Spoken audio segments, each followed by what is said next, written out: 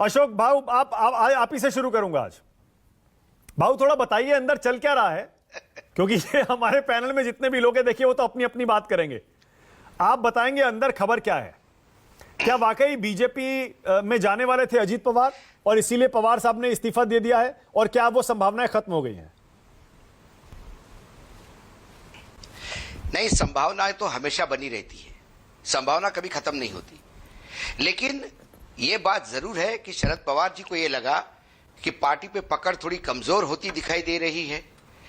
BJP लगातार poaching कर रही थी, क्योंकि मेरी सूचना ये थी कि 10 ऐसे विधायक थे कि जो बाकायदा शरद जी को मिल के आए थे, और उसके बाद शरद पवार ने आनंद फानंद में उद्धव ठाकरे को सिल्वर ओक पे बुलाकर ये बात बता भी दी थी कि कुछ लोगों के ऊपर बहुत ज्यादा ईडी का प्रेशर है, उनको या तो बीजेपी जाना पड़ेगा या जेल। तो वो बीजेपी जाने के लिए तैयार है। ऐसे में उन्हें लगा कि आगे पीछे बहुत लोग बढ़ते हैं तो अपनी ताकत दिखानी होगी। और ये जो इस्तीफे का जो बम डालने की पुरानी, ये तो हमारे महाराष्ट्र में पहले भी हो चुका है। एक बार वसंतदादा पाटिल ने भी किया था 1975 में। उसके बाद जब हमने देखा कि तिरुपति में जब राव साहब के नेतृत्व में कांग्रेस का अधिवेशन हुआ और सारी CWC पूरी की पूरी राव साहब के विरोधी खेमे के पास चली गई, तो राव साहब के जो एक दो लोग थे अंदर, उन्होंने ये बात बोल के इस्तीफा दिया कि दलित का रिप्रेजेंटेशन ही नहीं है, ये CWC कैसी होगी। फिर सभी के इस्तीफे हो गए और फिर राव साहब ने अपने हिसाब से की। शरद पवार ही अध्यक्ष बने रहेंगे। कल जब मीटिंग होगी तो उनका इस्तीफा नामंजूर होगा। उसके बाद वो कहेंगे, उन्होंने आज ये भी कहा कि कुछ लोग अनशन करने के लिए बैठने वाले हैं। मैं जानता हूं कि वो करेंगे, लेकिन मैं खुद ऐसा होने नहीं दूंगा। अभी मुझे टाइम है सोचने के लिए और मैं सोचूंगा।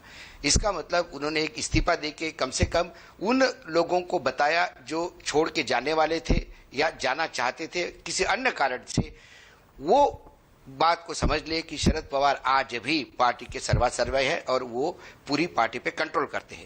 क्योंकि ये जब मसला चल रहा था तो 2-4 जो शरद पवार के बहुत ही नजदीकी लोग हैं, जब उनसे मेरी बात हुई, मैं पुणे में था तब, तो उन्होंने कहा कि साहब ने इतना बोला कि फिर से रास्ते पे उतरना होगा और फिर से एक बार अपने को मजबूती से लड़ना होगा। इसके मायने अंदर कुछ चल रहा है, ये जरूर बताया था उन्होंने। लेकिन जो इस्तीफे का बम था वो यू टर्न होगा, ये सबको लग रहा था। उस दिन जिस दिन था इस्तीफा हुआ, मैं था नहीं घर पे, कुछ ऐसे मेरे एक फंक्शन था, मैं वहां गया था। लेकिन फिर मैंने जब भी किसी को भी बात हुई तो मैंने यही कहा कि आप इंतजार कीजिए, पवार साहब वापस आएंगे। बाकी हो सकता है कि कोई कार्यकारी अध्यक्ष का एक कोई नया पद हो जिसमें सुप्रिया सुळे को बिठा के एक दिल्ली संभालने के लिए बोला जाए।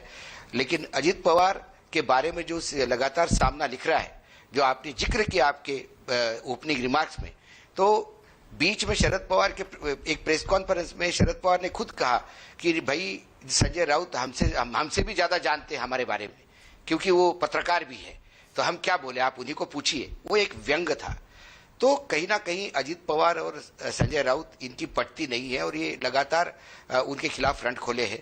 जबकि अजीत पवार बार बार कह चुके हैं कि मैं पार्टी छोड़ के नहीं जा रहा हूं, मैं मरते दम तक पार्टी में हूं। लेकिन फिर उनकी सुनता कौन है। कुल मिला के एक 2-3 दिन का एक नाटक का मंचन था। अच्छा मंचन हुआ, सारे नेशनल से लेके रीजनल चैनल बिजी रहे, लेकिन होना जाना कुछ नहीं था। शरद पवार अध्यक्ष बने रहेंगे, पार्टी वैसी रहेगी और महाविकास आघाड़ी वैसे ही काम करती रहेगी।